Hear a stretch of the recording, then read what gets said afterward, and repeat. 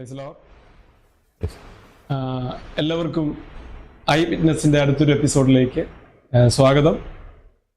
ഞാൻ pastor Mathew, church of God Kottuvally സഭയുടെ പാസ്റ്ററാണ്. ഇന്ന് നമുക്ക് ഐ വിറ്റ്നസ് ചാനലിലൂടെ കർത്താവിൻ്റെ വേലയിൽ വ്യത്യസ്തമായി വളരെയധികം പ്രയോജനപ്പെട്ടുകൊണ്ടിരിക്കുന്ന ഒരു അനുഗ്രഹീത ദൈവദാസനെ പരിചയപ്പെടുത്തുകയാണ്. ഡോക്ടർ ജോൺ ജോസഫ് എന്നാണ് അദ്ദേഹത്തിൻ്റെ പേര്. നമുക്ക് നേരിട്ട് അദ്ദേഹത്തോട് സംസാരിക്കാം. എല്ലാവരെയും ഈ വീഡിയോയിലേക്ക് വീണ്ടും ഒരിക്കൽ കൂടെ സ്വാഗതം ചെയ്യും. സാറേ, ഐ വിറ്റ്നസ് എന്ന ചാനലിലേക്ക് സ്വാഗതം. കേട്ടിട്ടുണ്ട്. ഇവിടെ ഈ പെരുമ്പാവൂർ പട്ടണത്തിൽ വളരെ അധികം കർത്താവിന് വേണ്ടി പ്രവർത്തിക്കുകയും ഈ പെരുമ്പാവൂർ പട്ടണം ആസ്ഥാനമാക്കിക്കൊണ്ട് കർത്താവിൻ്റെ വേലയിൽ ഇന്ത്യയിൽ പല ഭാഗത്തും വളരെ നന്നായി ചെയ്ത ഒരു കേട്ടുകേൾവി ഞങ്ങൾക്കുണ്ട്. അതിനെക്കുറിച്ച് അറിയാനും സാറി രക്ഷയിലേക്ക് ഈ മാർഗത്തിലേക്ക് വരാനുള്ള വഴികളും കാരണങ്ങളും ഒന്നറിയാനായിട്ടാണ് ഈ ഒരു സംരംഭം ഞങ്ങൾ ഒരുക്കിയിരിക്കുന്നത്. സാറ് ഒന്ന് വിശദമാക്കാമോ? എങ്ങനെയാണ് ഈ മാർഗത്തെക്കുറിച്ച് അറിഞ്ഞത്, ഈ അനുഭവത്തിലേക്ക് വരാനിടയായത്? ഒരു ചരിത്രം പറയാം. ഞങ്ങൾ എറണാകുളംകാരാണ്. പെരുമ്പാവൂർ അങ്ങനെ ഒരു അവിചാരിതമായിട്ട് ഇവിടെ വന്നു. ഇവിടെ വന്നിട്ട് ഇപ്പോൾ 55 കൊല്ലത്തോളമായി. 55. അതുവരെ ഞങ്ങൾ എറണാകുളത്തായിരുന്നു. എറണാകുളത്ത് അടുത്ത ഒരു കാത്തലിക് ഫാമിലിയിലാണ്, ചൂളയ്ക്കൽ എന്ന് പറയും. കർദിനാൾ അവരൊക്കെ വലിയ ക്ലോസ് ആയിരുന്നു. ബസിലിക്കയായിരുന്നു ഞങ്ങളുടെ ഇടവക.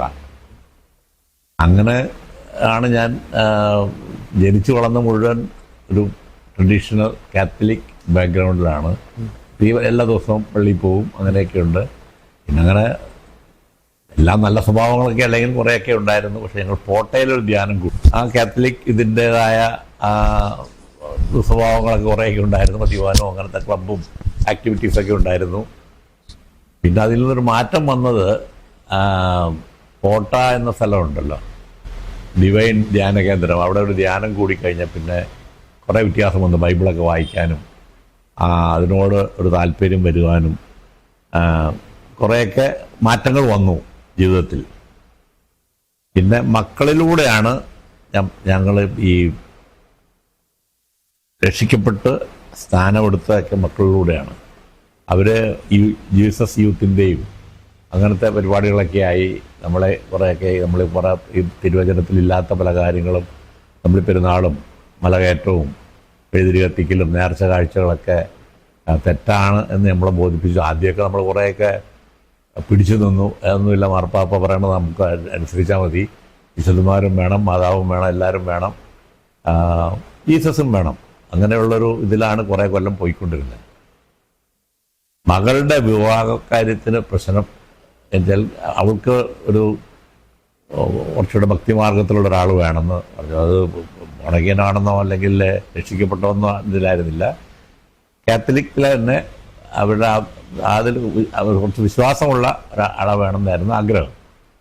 അങ്ങനെ നമ്മൾ ഡൽഹിയിൽ പഠിച്ചുകൊണ്ട് വന്ന് തിരിച്ചു വന്നപ്പോൾ ഈ കാര്യങ്ങളൊക്കെ നമ്മൾ പറഞ്ഞു. ആദ്യമൊക്കെ തർക്കിച്ചു തന്നു. പിന്നെ എൻ്റെ ബ്രദറിലോ ദുബായിലാണ്, ഏലിയാസ് പാസ്റ്റർ എന്ന് പറയും, ടാമി എന്ന് പറയും, അപ്പസ്തോലിക് മിനിസ്ട്രീസ്, അത് കാനഡയിലാണ് അതിൻ്റെ ഇത്. അനീസൻ പാസ്റ്റർ എൻ്റെ ബ്രദറിലോ വൈസ് പ്രസിഡൻ്റാണ്. അനീസൻ പാസ്റ്ററാണ്. അനീസൻ പാസ്റ്ററെ പറ്റി കേട്ടിട്ടുണ്ടോ? ഇദ്ദേഹമാണ് അതിൻ്റെ പ്രസിഡൻറ്റ്. ഇവരൊക്കെ വന്ന് ഞങ്ങൾ ഒരുപാട് ബ്രെയിൻ വാഷ് ചെയ്തു, കൺവിൻസ് ചെയ്തു. വന്ന് ശരിയല്ല, ശരി, ഞങ്ങൾ തർക്കിച്ചുകൊണ്ട് തന്നെ നിന്നു. അവർ പോയി. പിന്നെ ഈ മകളുടെ ചില പ്രശ്നം വന്ന് വിവാഹകാര്യങ്ങളുടെ ഒക്കെ കാര്യങ്ങൾ വന്നപ്പോൾ ഇതിലോട്ട് ഞങ്ങൾ കൂടുതൽ അടുത്തു. എറണാകുളത്ത് തന്നെ കത്തോലിക്ക പള്ളിയിൽ പോകുമായിരുന്നു. അതിനുശേഷം അവിടെ ഏതെങ്കിലും സ്ഥലത്ത് ഇതുപോലെ ഒരു ഇപ്പോഴത്തെ രാജേഷ് പാസ്റ്ററും അങ്ങനെ വേറെ പലരും അവരുടെയൊക്കെ വീടുകളിൽ ചില പരിപാടികളൊക്കെ ഉണ്ടാകുമായിരുന്നു. അതും അറ്റൻഡ് ചെയ്യുമായിരുന്നു. അങ്ങനെ ഇരുന്ന് യാദൃശ്യമായിട്ടാണ് മോനാണ് ഈ എൻ്റെ പാസ്റ്റർ എബി, എറണാകുളം എക്സ്പ്രസിൻ്റെ സീനിയർ പാസ്റ്ററാണ്. അദ്ദേഹത്തെ ഒരു ആലുവ YMCA വെച്ചൊരു മീറ്റിങ്ങിൽ വെച്ച് കണ്ടുമുട്ടാനും, അപ്പോൾ ഇങ്ങനെ ഇവിടെ വന്ന് പറഞ്ഞിങ്ങനെ നല്ലൊരു പാടാണ്, നമുക്ക് പറ്റും, ഇവളുടെ ആഗ്രഹം അനുസരിച്ച് മറ്റേ ആത്മീയമായിട്ടുള്ള കുറേ ഉയർച്ചയും അഭിഷേകമൊക്കെ ഉള്ള വ്യക്തിയാണെന്ന് പറഞ്ഞു. അങ്ങനെ ഞങ്ങളിത് സമ്മതിക്കാൻ തയ്യാറെടുത്തപ്പോൾ പിന്നെ ഞങ്ങൾക്കും ഇതുപോലെ രക്ഷിക്കപ്പെടണമെന്ന് വരണമല്ലോ. അങ്ങനെ 2001 ജൂൺ 21 ആണ് എൻ്റെ ഈ അളിയൻ, എൻ്റെ ബ്രദറിലോ എലിയാസ് പാസ്റ്ററാണ് ഞങ്ങളെ സ്നാനപ്പെടുത്തിയത്. അത് ഈ ആലുവ അന്ന് കൊടും മഴയും വെള്ളപ്പൊക്കമുള്ള സമയമായിരുന്നു. ആലുവ ഇവിടുത്തെ കാലടി പുഴയുണ്ടല്ലോ, ആ പുഴയിൽ റോഡ് വരെ വെള്ളം എത്തിയ സമയമായിരുന്നു. അവിടെയുള്ള ചെളി വെള്ളവും അവിടെയാണ് സ്നാനം എടുത്തത്. അത് അന്നത്തെ അത്ര ഒരുങ്ങിയൊക്കെയാണെന്ന് അറിഞ്ഞുകൂടാ.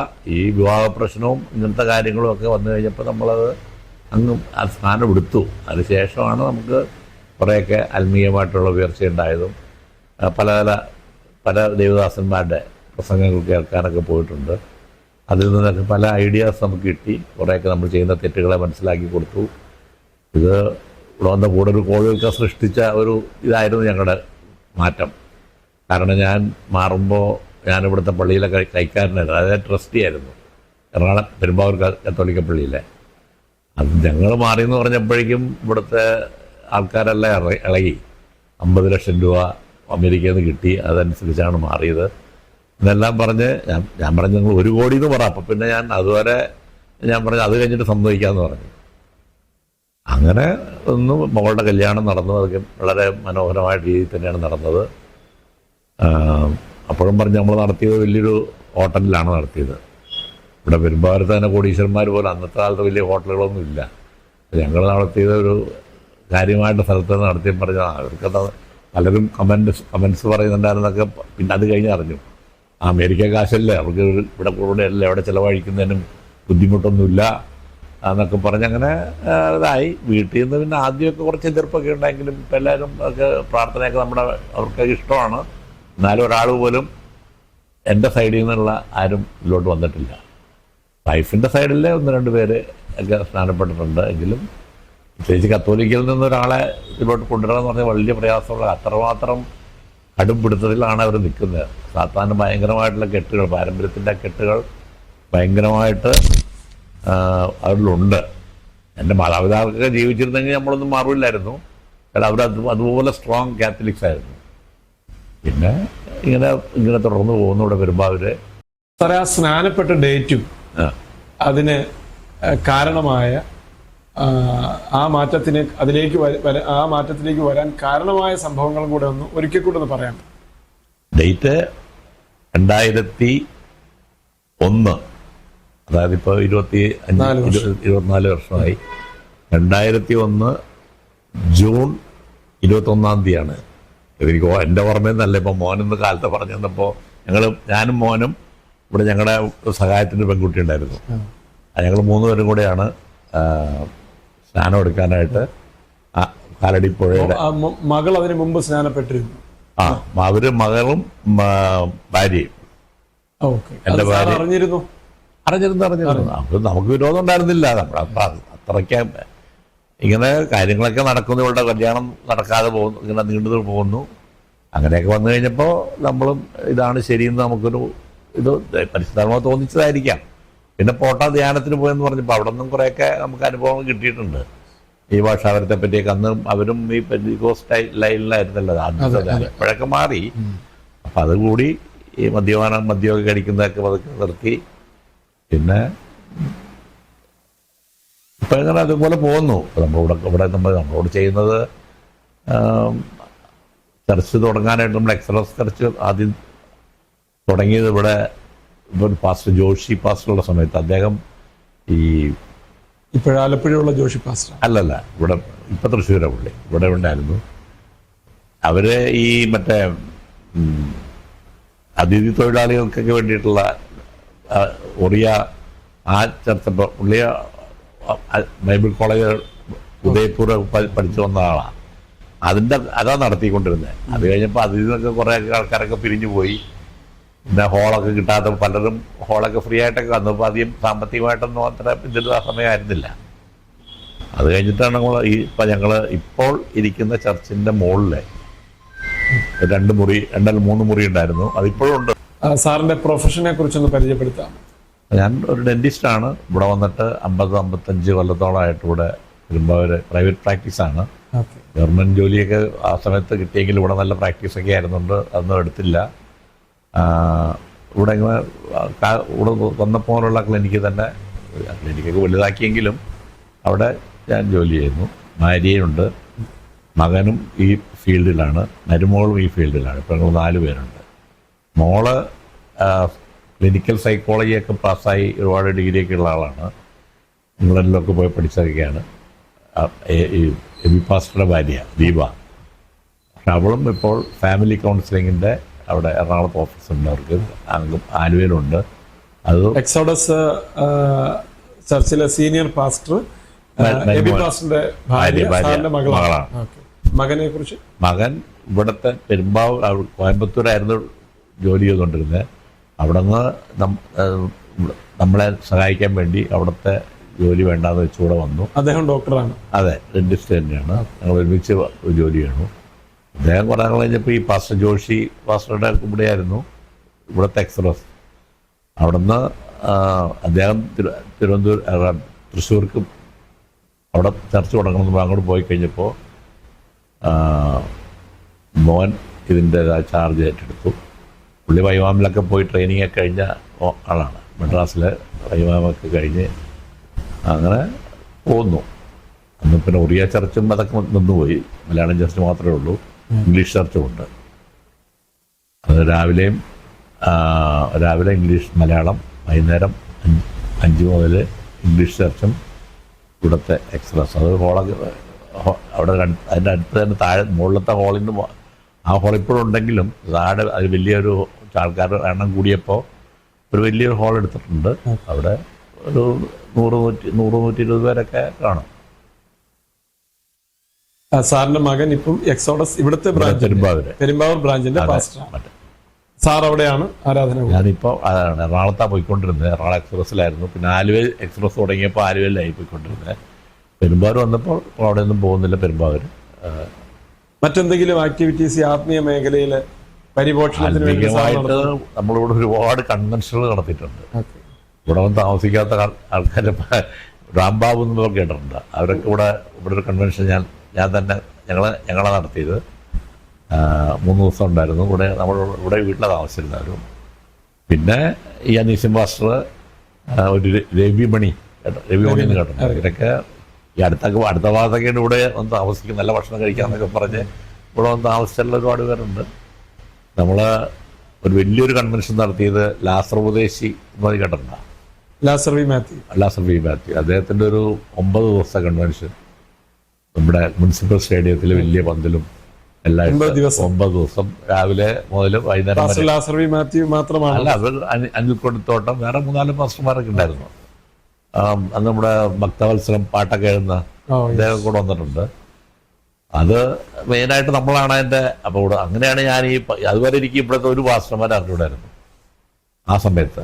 ഇത് 2009 അങ്ങണ്ട. ഇവിടെ നമ്മുടെ ഒരു തമ്പി പാസ്റ്ററെ പരിചയപ്പെട്ടു. പിന്നെ ഒരു ഷാജി ആലുവള, കാർമൽ പാസ്റ്റർ, അങ്ങനെ കുറേ പേരെ പരിചയപ്പെട്ടു. അവരൊക്കെ കൂടെ ചെയ്തിട്ടാണ്. ഇത് വലിയൊരു സംഭവമായിരുന്നു. ഉച്ചയ്ക്ക് എല്ലാവർക്കും, ഞാനും കേട്ടിട്ടുണ്ട്, ഉച്ചയ്ക്ക് എല്ലാവർക്കും ഇറച്ചി മീനൊക്കെ ആയിട്ടുള്ള ഊണ് കൊടുക്കലും. രാവിലെ വൈകുന്നേരം വരെ ബൈബിൾ ക്ലാസ്സാണ്. അപ്പോൾ 250-300 പേര് ആ ബൈബിൾ ക്ലാസ്സിൽ വരുമായിരുന്നു. അവർക്കെല്ലാം ഭക്ഷണം കൊടുക്കുമായിരുന്നു. മറ്റേ രാത്രിയിലത്തെ കൺവെൻഷൻ ഭയങ്കര വലിയ ഹോൾ, പന്തൽ മുഴുവൻ. അവസാനം പന്തൽ വലുതാക്കേണ്ടി വന്നു, കസേര കൂടുതലിടേണ്ടി വന്നു. 9 ദിവസം ഒരു ആഘോഷമായിരുന്നത്. അതുപോലെ ഒരു കൺവെൻഷൻ ഇവിടെ പെരുമ്പാവൂർ നടത്തിയിട്ടില്ലെന്ന് എല്ലാവരും പറഞ്ഞിരുന്നത്. ഇത്രയും ദിവസം 2 ദിവസം 3 ദിവസം നടത്തിയിട്ടുണ്ടെങ്കിൽ അതുപോലെ പബ്ലിസിറ്റി ഒക്കെ നമ്മൾ കൊടുത്തു. ഈ പാസ്റ്റർ ഞങ്ങൾ തൊടുപുഴ മുതൽ ഇങ്ങോട്ട് അവൾ പോസ്റ്റുകളും അതിൻ്റെ ഫ്ലെക്സും ഒക്കെ വെച്ച് ഒരു വലിയൊരു നല്ലൊരു കൂട്ടായ്മയായിരുന്നു, സെലിബ്രേഷൻ ആയിരുന്നു. അതെ. അതായത് ഒരു അവരുടെ മ്യൂസിക് ടീം എല്ലാം കൂടെ വന്നേ. ഓക്കെ. അവർക്കൊക്കെ ഒരു കെ ഇ ജോൺ എന്നും പറഞ്ഞ് ഇവാഞ്ചലിക്കൽ ചർച്ചിൽ ഉണ്ടായിരുന്ന ഡോക്ടർ കെ ഇ ജോൺ, അദ്ദേഹത്തിന്റെ വീട്ടിലായിരുന്നു അവർക്കൊരു താമസം. ഈ വന്ന അദ്ദേഹം ഇവിടെ വരും, എന്നിട്ട് എന്നാലും ഇടയ്ക്കിടയ്ക്ക് പോകും. മിക്കവാറും ദിവസം ഇവിടെ താമസിക്കാന്നൊക്കെ പറയും, എങ്കിലും പോയി പിന്നെ കാലത്ത് വീണ്ടും വരുമായിരുന്നു. ഈ 9 ദിവസത്തെ മീറ്റിംഗ് ഇന്ന് പെരുമ്പാവൂർ ടൗണിലുള്ള സഭകൾക്കെല്ലാം അത് ഒന്നുകിൽ സഭകൾ പല സഭകളും ആരംഭിക്കുന്നതിനോ അന്ന് നിലവിലുണ്ടായിരുന്ന സഭകളിൽ ആളുകളുടെ എണ്ണം വർദ്ധിക്കുന്നതിനോ കാരണമായിട്ടുണ്ട് അല്ലെ? അത് ഇതായിട്ട് കാണുക. എന്നാലും അധികം പേരും ഈ രക്ഷിക്കപ്പെട്ടവരാണ് അധികം വന്നിരുന്നത്, അല്ലാത്തവരും വന്നിരുന്നു. പിന്നെ നമ്മുടെ ഒരു തോമസ് മാമൻ സാർ അദ്ദേഹത്തിന്റെ രണ്ടു മൂന്ന് കൺവെൻഷൻ നടത്തിയിട്ടുണ്ട്. ഇത് ഫൈൻ ആർട്സ് എന്ന് പറഞ്ഞ ഹോളിലാണ്. അറിയാം. അത് നമ്മളത് വേറെ ഈ രാഷ്ട്രപ്രദേശിക്ക് പുള്ളിക്ക് അറിയാം. മറ്റേ ഇവരുടെയൊക്കെ നമ്മൾ സ്വോത്ര കാഴ്ച ഒന്നും എടുക്കാതെ തന്നെ തരുന്നൊരു വന്നു മാത്രമേ ഉള്ളൂ. ഇതും നമ്മളെ കുറെ കാശൊക്കെ കിട്ടി, എന്നാലും ബാക്കിയൊക്കെ ഒരുപാട് വളരെ പണച്ചെലവുള്ള പരിപാടിയായിരുന്നു. അത് അതെല്ലാം ഒറ്റയ്ക്ക് തന്നെയാണ് ഹാൻഡിൽ ചെയ്തത്. ഒറ്റയ്ക്ക്. പിന്നെ സ്വോത്ര കാഴ്ച കിട്ടിയിട്ടുണ്ടല്ലോ, കുറെ കാശ് കിട്ടിയ പുള്ളിക്ക് അങ്ങനെ കവർ കൊടുക്കലും അങ്ങനെ ചില പരിപാടികളൊക്കെ അദ്ദേഹത്തിനുണ്ട്. എന്നാലും മെയിനായിട്ട് നമ്മളാണ് ഇറങ്ങി പുറപ്പെട്ടെ. ബാക്കിയുള്ള ചർച്ചകളിൽ നിന്നൊക്കെ അതിനപ്പഴകിയ എതിർപ്പായി പലരും. ഇവിടെ തന്നെ അതിപ്പോൾ ടെലികാസ്റ്റ് ചെയ്യേണ്ടല്ലോ, ഇവിടെ തന്നെ അതിന് കോൺട്രവേഴ്സി വന്നു. കുറേ പേര് ആദ്യം ഒരു 10-30 പാസ്റ്റർമാരുണ്ടായിരുന്നു. അതെല്ലാം ഞാൻ മീറ്റിംഗ് വിളിക്കുന്നതൊക്കെ കാര്യമായിട്ടുള്ള സ്ഥലത്തൊക്കെ വെച്ച് നടത്തുമായിരുന്നു. അതിൽ നിന്ന് ഇങ്ങനെ ഓരോ രണ്ടാമത്തെ മീറ്റിംഗും മൂന്നാമത്തെ ആലോചന പകുതി പേര് പോയി. അങ്ങനെ അവസാനം ഒരു 10-12 പേരുടെ ആത്മാർത്ഥമായിട്ട് സേവനം ഉണ്ടായിരുന്നു. അത് മാർട്ടിൻ പാസ്റ്റർ ഒന്നും എനിക്ക് അറിഞ്ഞൂടായിരുന്നു. ഇവിടെ ഈ അങ്ങനെ പിന്നെ ഇവിടെ കത്തോലിക്കായ സമയത്ത് ഇവിടെ കരിസ്മാറ്റിക്കിൻ്റെതായ പല അച്ഛന്മാരുടെ പരിപാടികളും ഒക്കെ നമ്മൾ ഈ പള്ളിയിൽ നടത്തുമായിരുന്നു. ഒരു രാജു മുപ്പത്തണം എന്നൊക്കെ പറഞ്ഞ് അദ്ദേഹത്തിന്റെ കൺവെൻഷനൊക്കെ നടത്തിയിട്ടുണ്ട്. ആലുവ MC നടത്തിയിട്ടുണ്ട്. അങ്ങനത്തെ കാര്യങ്ങൾ ഇപ്പൊ ഒന്നും ചെയ്യുന്നില്ല. ഇപ്പൊ അതിനുള്ള ഒന്നാമത് ഈ വിശ്വാസത്തിലേക്ക് വന്ന ആ സമയത്തൊക്കെ സാധാരണ വിശ്വാസികളിൽ നിന്നൊക്കെ വ്യത്യസ്തമായി ധാരാളം സുവിശേഷ വേലയുടെ വ്യാപ്തിക്ക് വേണ്ടി അല്ലെങ്കിൽ ദൈവരാജ്യത്തിന്റെ വ്യാപ്തിക്ക് വേണ്ടി ആത്മാക്കൾ രക്ഷിക്കപ്പെടുന്നതിന് വേണ്ടി ധാരാളമായിട്ട് കാര്യങ്ങൾ ചെയ്തിട്ടുണ്ടെന്നാണ് ഞാൻ കേട്ടത്. അന്ന് ചെയ്യുമായിരുന്നു. അന്ന് പിന്നെ നമുക്ക് അതിനുള്ള സോഴ്സ് ഉണ്ടായിരുന്നു.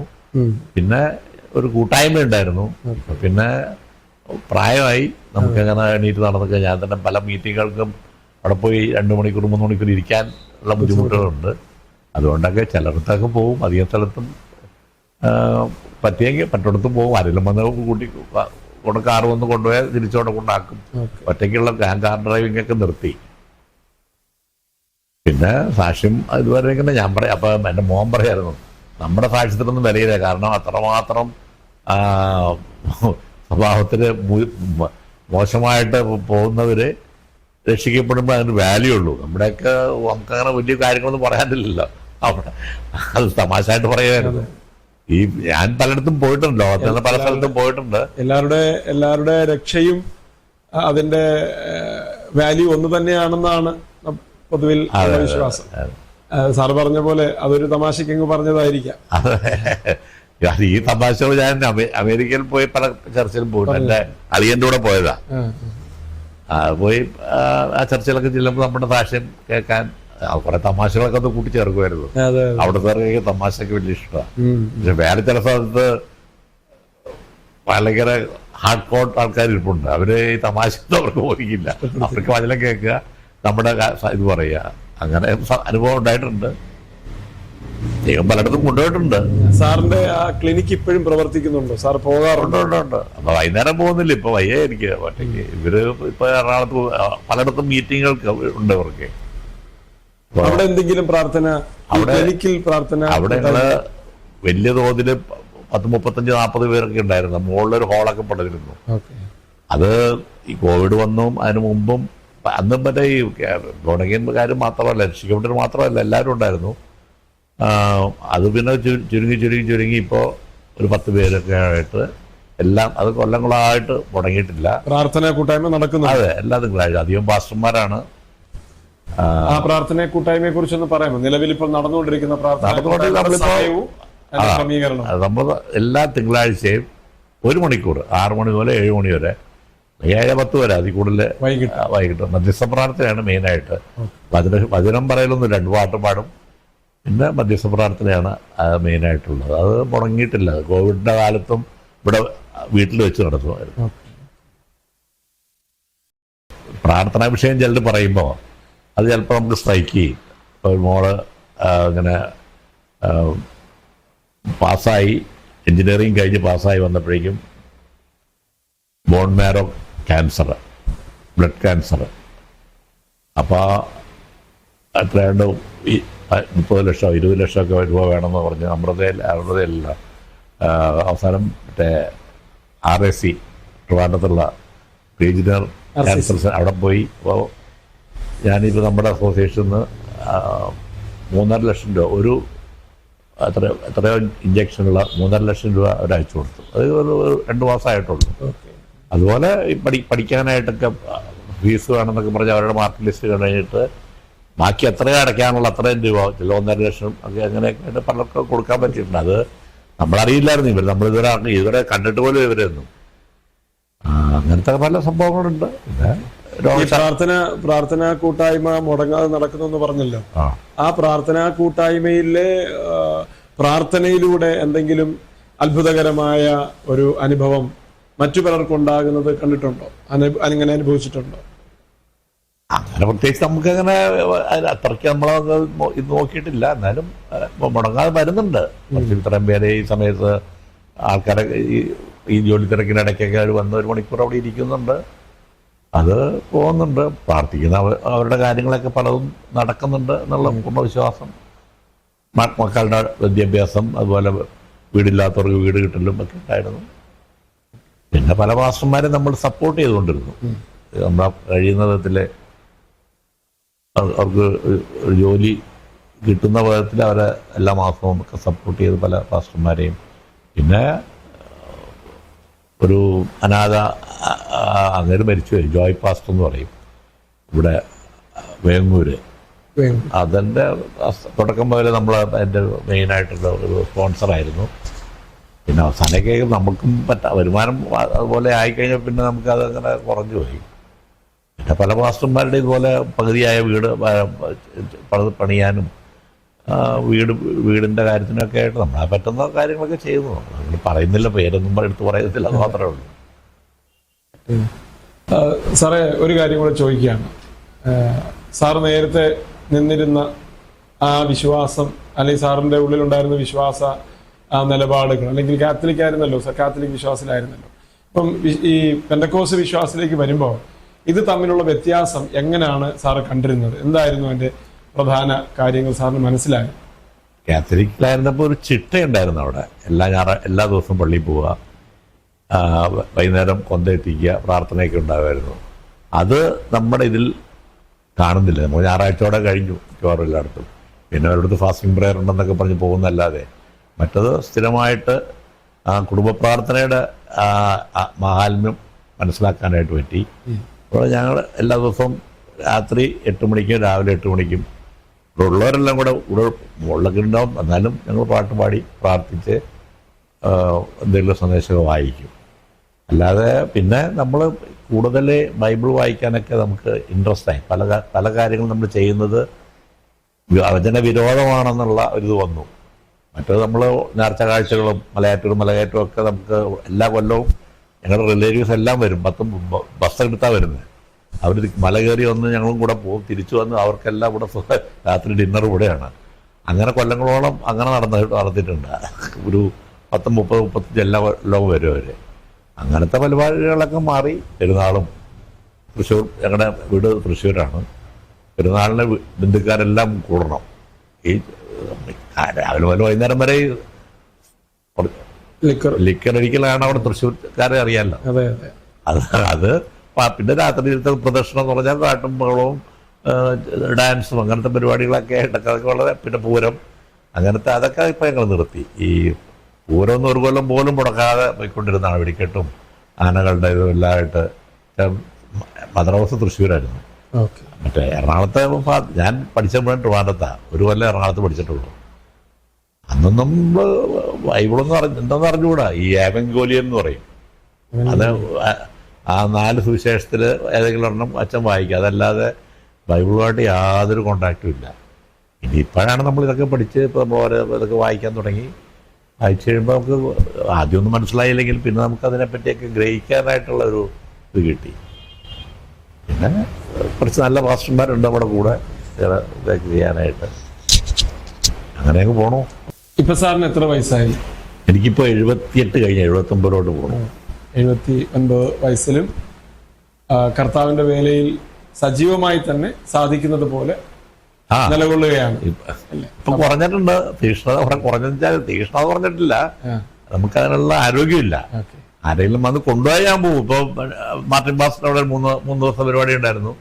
എന്നെ വന്ന് കൊണ്ടുപോകാനൊക്കെ പറഞ്ഞെങ്കിലും ആരെങ്കിലും വരികയാണെങ്കിൽ കൂടെ കയറി പോകും. പക്ഷെ ആന്റണി പാസ്റ്റർ എന്നൊരു പാസ്റ്റർ ഉണ്ടായിരുന്നു. അദ്ദേഹത്തിന്റെ സ്കൂട്ടറിലായിരുന്നു എന്റെ യാത്ര മുഴുവൻ. അദ്ദേഹം ഇപ്പൊ വേറൊരു പരിപാടി ആയതുകൊണ്ട് ഹാർട്ട് ഓപ്പറേഷൻ ചെയ്ത അത് തന്നെ അത് മുഴുവൻ നമ്മളെ സഹായം ചെയ്തത് മുഴുവൻ ഞാൻ കേട്ടിരുന്നു. പല ഞങ്ങളുടെ ലയൺസ് ക്ലബിൽ നിന്നും ഞങ്ങളുടെ ഈ ചാരിറ്റി ഫണ്ടിൽ നിന്നൊക്കെ കൂടെ കേട്ടു. പുള്ളിക്ക് അത് അധികം ചെലവാക്കേണ്ടി വന്നില്ല. കാരണം അപ്പോഴേക്കും മറ്റേ കാരുണ്യയുടെ അത് കിട്ടിയ ഒരുപാട് പേരെ നമ്മളങ്ങനെ പറയുന്നില്ല എന്ന് മാത്രമേ ഉള്ളൂ. അപ്പം ഈ പെരുമ്പാവൂര് കേന്ദ്രമാക്കിക്കൊണ്ട് ധാരാളം ദൈവസഭയ്ക്ക് പ്രയോജനകരമായി അനേകർക്ക് ജീവിതത്തിൽ ആശ്വാസമാകുന്ന നിലയിൽ ചാരിറ്റിയും വിശ്വാസ ഉപദേശ കാര്യങ്ങളൊക്കെ സമന്വയിപ്പിച്ചുകൊണ്ട് സാറ് ചെയ്ത സേവനങ്ങൾ തീർച്ചയായിട്ടും വളരെ വിലയേറിയതാണ്. അത് ആ അനുഭവങ്ങളൊക്കെ ഐ വിറ്റ്നസ്സുമായിട്ട് പങ്കുവെക്കാൻ കാണിച്ച വലിയ മനസ്സിൽ പേരുകളൊക്കെ മാറ്റിക്കോ. ആന്റണി പാസ്റ്റർ പേരൊക്കെ ഒന്നാക്കുന്നത് ചോദിച്ചോണ്ട് പറഞ്ഞെന്ന് മാത്രമേ ഉള്ളൂ. അപ്പം എന്നൊരു നിമിത്തമാക്കിയെന്ന് മാത്രമേ ഉള്ളൂ.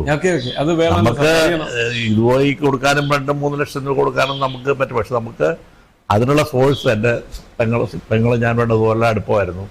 നമ്മളെ തരുന്നത് ഒന്നും വെറുതെ ആവില്ല എന്നൊക്കെ അറിയാം. ഇപ്പോഴും ചെയ്യുന്നുണ്ട്. അതെ ഞാൻ പറഞ്ഞത്, നമ്മുടെ നിർമ്മലമായ ദൈവവചനത്തിന്റെ ഉപദേശവും അതുപോലെ തന്നെ സമാനമായി പ്രാധാന്യമുള്ള ചാരിറ്റി വർക്കും സമന്വയിപ്പിച്ചുകൊണ്ട് വ്യത്യസ്തമായി ഈ പെരുമ്പാവൂർ കേന്ദ്രമാക്കിക്കൊണ്ട് ഒരുപാട് വ്യക്തികൾക്കും സഭകളുടെ വളർച്ചയ്ക്കും ഒക്കെ കാരണമാം വിധം പ്രവർത്തിച്ച സാറിന് ഞങ്ങൾ ഹൃദയംഗമായിട്ട് നന്ദി അറിയിക്കുന്നു. പ്രത്യേകിച്ച് ഐ വിറ്റ്നസിനോട് ഈ അനുഭവങ്ങൾ പങ്കുവെക്കാൻ കാണിച്ച ആ വലിയ മനസ്സിന്, വിലപ്പെട്ട ഈ സമയം ഞങ്ങൾക്ക് വേണ്ടി ചെലവഴിച്ചതിന് ഹൃദയംഗമായ നന്ദി. ദൈവം സാറിനെ സമൃദ്ധിയായിട്ട് അനുഗ്രഹിക്കട്ടെ. ആയുസ് ആരോഗ്യം തന്നു. Thank you.